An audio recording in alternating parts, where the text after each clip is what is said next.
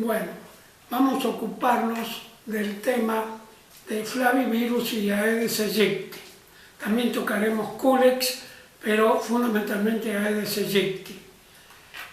El mosquito Aedes fue combatido entre el año 1957 y 1987, cuando llegó el DDT.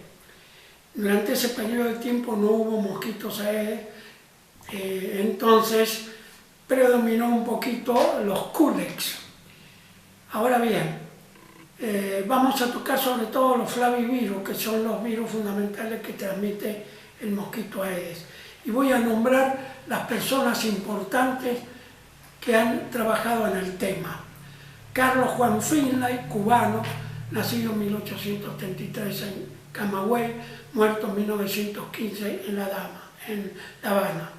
Fue la primera persona quien observó y acusó a la Aedes de ser el causante de las epidemias de fiebre amarilla. Los temas de dengue y encefalitis que vamos a tratar, los investigadores argentinos han sido Nicolás Schweigman,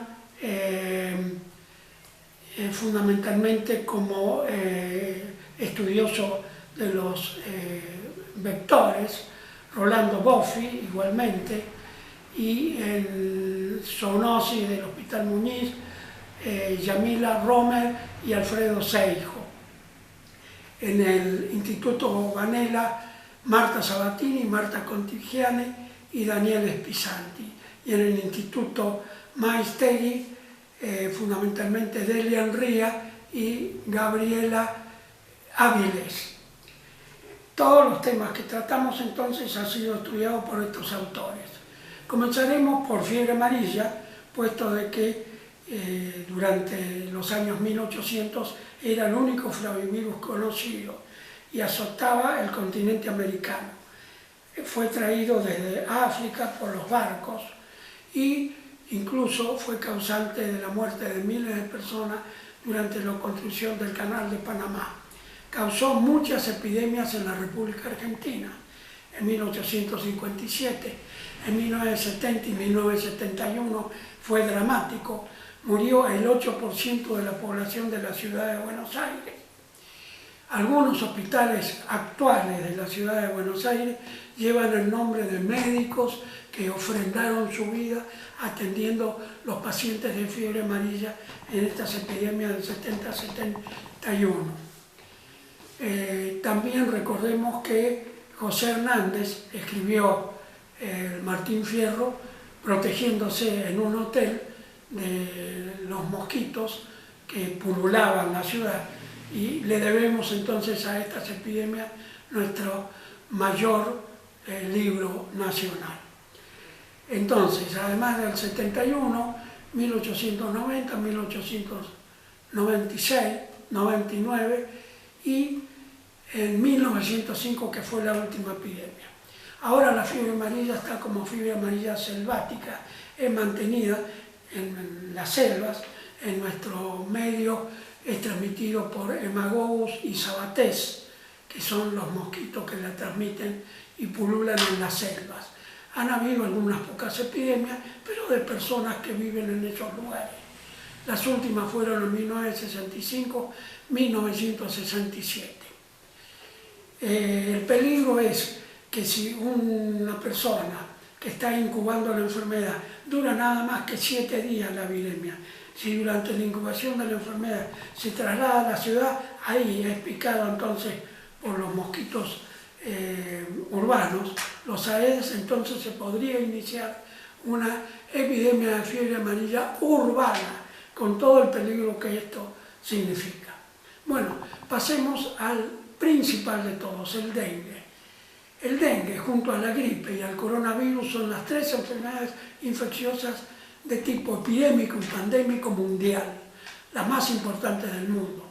Y de las 3, a pesar del drama de corona, es el dengue el que azota a mayor número de países y que causa un número importantísimo de muertes con su síndrome de alarma, que ya vamos a referirnos. La última epidemia de dengue que había habido había sido en 1916 en Entre Ríos y en Uruguay. Cuando reaparece entonces el mosquito, luego del fracaso del uso de DDT, que fue en 1987, aparecen los primeros casos en 1997 procedentes desde Bolivia. Es decir, el mayor calor y la mayor abundancia de humedad y lógicamente del mosquito de los países americanos situados al norte van haciendo de que se vaya trasladando hacia el sur los casos positivos. Aparecen entonces en 1997 en Salta y a fines del siglo y en los primeros años del 2000 en las otras provincias del norte procedientes desde Paraguay. Los primeros casos autóctonos suceden entre 2003 y 2007 en la ciudad de Buenos Aires, 2 o 3 casos. Autóctonos significa que no fueron personas que no se han movido nunca del lugar, lógicamente son picados por mosquitos que han tomado el virus desde una persona que está padeciendo la enfermedad o que es virémico y que procede de países vecinos, y entonces lo transmite a personas que nunca se movieron. Entonces, en los primeros años del 2000 suceden los primeros casos autóctonos y luego comienzan a haber epidemias importantes, brotes epidémicos en el resto del país. Entonces, el virus es tomado por el mosquito en su picadura, el cual inocula junto con su saliva un anticoagulante para evitar que la sangre se coagula. Luego se reproduce en su organismo, intestino medio, y luego emigra hacia las glándulas salivares. Cuando vuelve a picar e inocula saliva, inocula entonces nuevas partículas virales a personas susceptibles. ¿Cómo se enferma la persona? ¿Cuáles son los síntomas? La inmensa mayoría de los casos en el dengue común es o imperceptible o de poca sintomatología, de tipo gripal. Un poco de temperatura, cefalea, dolores retroocular. Últimamente está viniendo con oinofagia, originalmente no. Antes también habían anosmia y pérdida del gusto, es decir, del olfato y del gusto. Ahora eso se ha desaparecido. Y apatía, astenia, la persona guarda cama, en algunos momentos se sitúa con síntomas digestivos. Allí ya está significando que está avanzando la enfermedad, es peligrosa.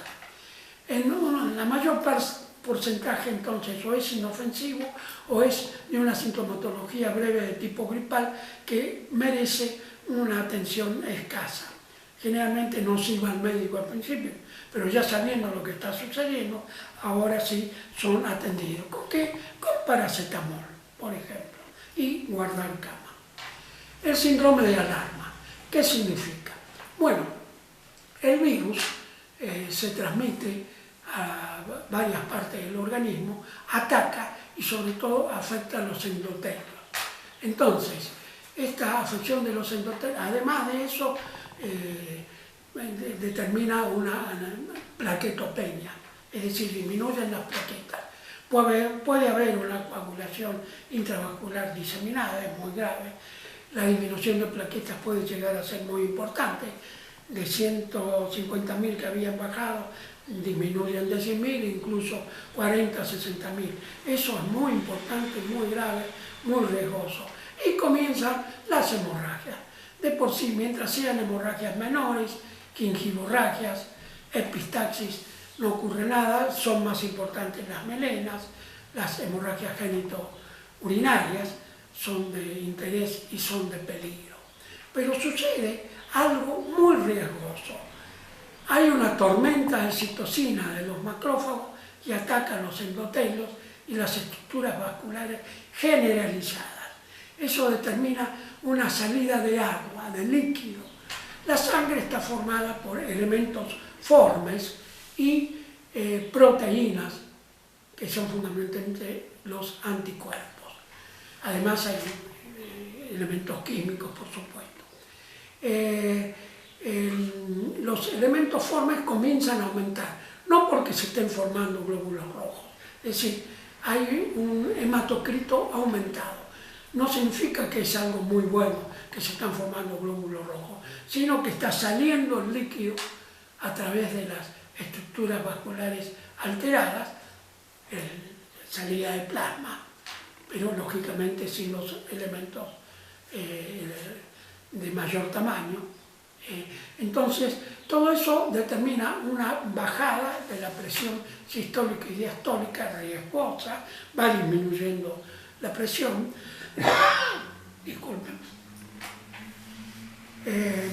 disminuye la presión y se produce esa coagulación vascular que habíamos dicho, y esto se conoce como síndrome de alarma, es decir, está previniendo el choque o shock.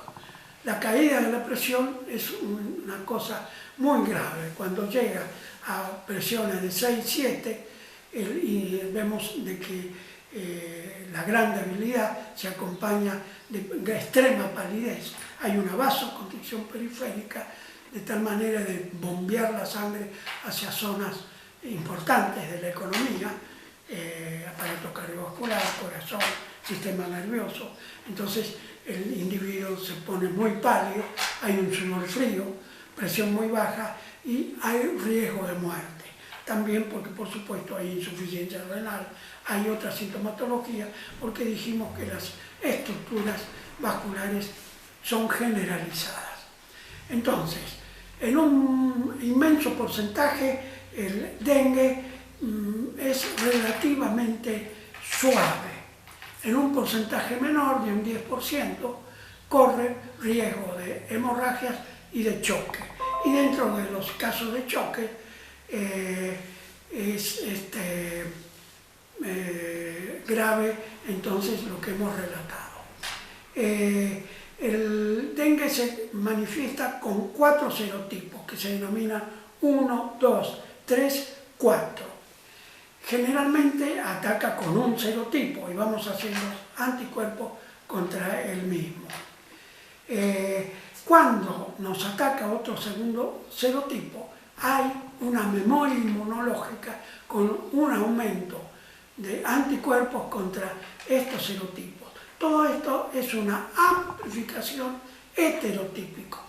Entonces es muy serio, es causante del síndrome de alarma que hemos dicho, es decir, hay una atracción de macrófagos con mucha abundancia, hay una alta eliminación de citocinas, interferones de todo tipo y otras citocinas, y son los que atacan entonces el aparato cardiovascular, la tormenta de citocinas. Bueno, vamos a decir entonces algunas otras flavivirus de mucha importancia. El Zika aún no ha entrado a nuestro país, por suerte.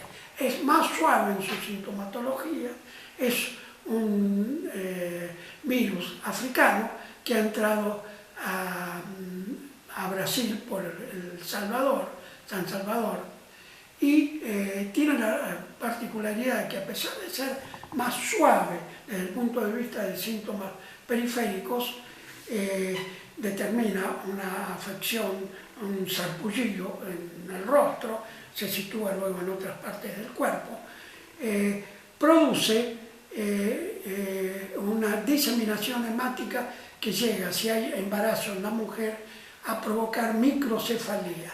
La microcefalía, en el caso del nacimiento de los niños, produce idiocia.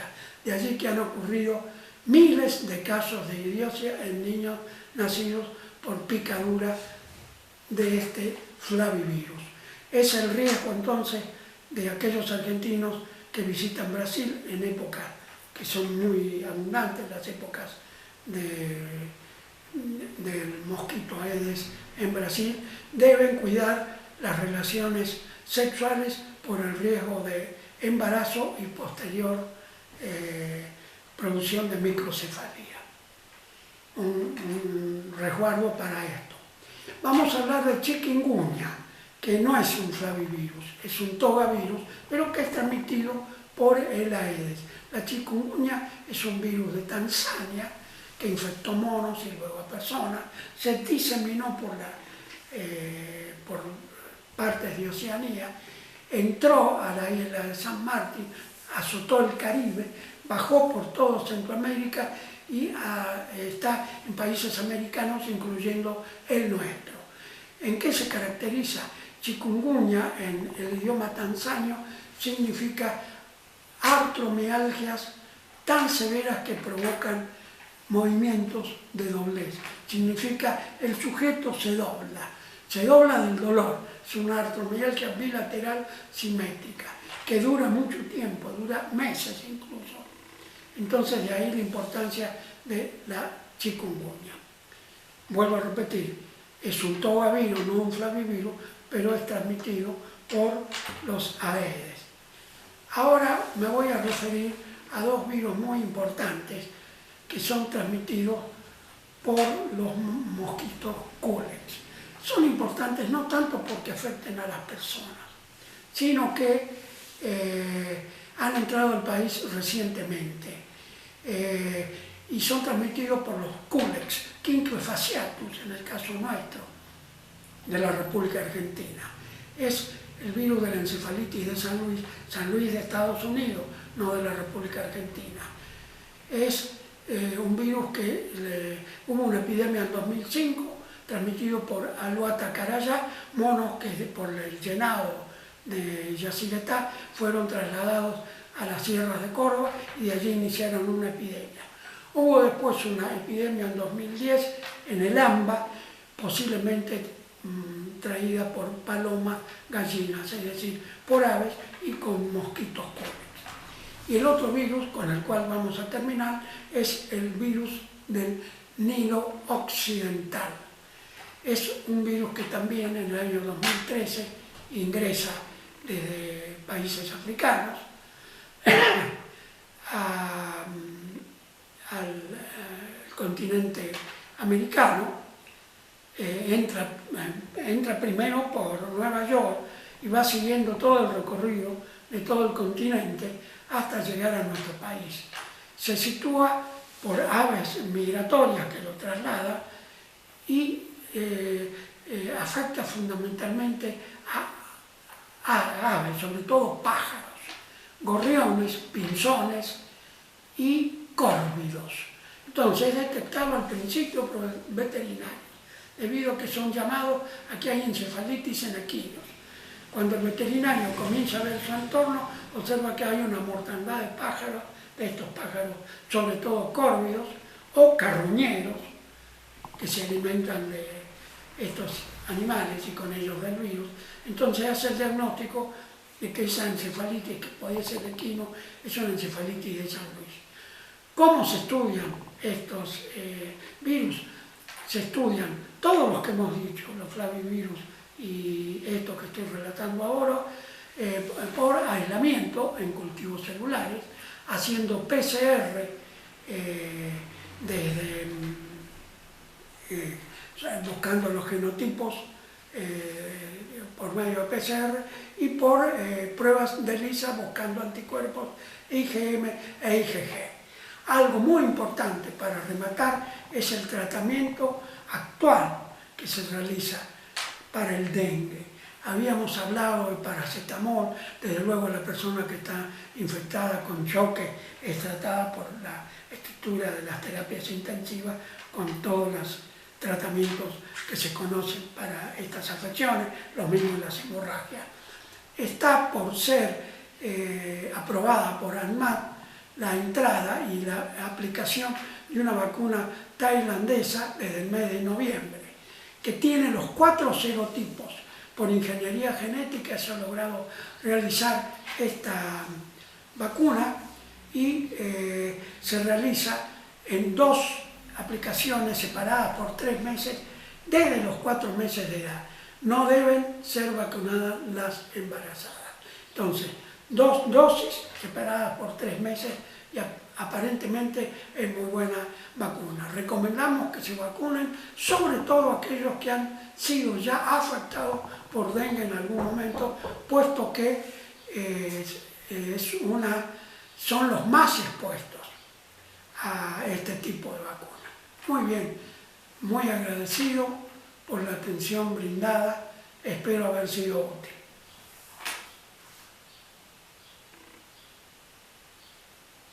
Ya está. Ya está. Así que vas a tener que sacar esa parte.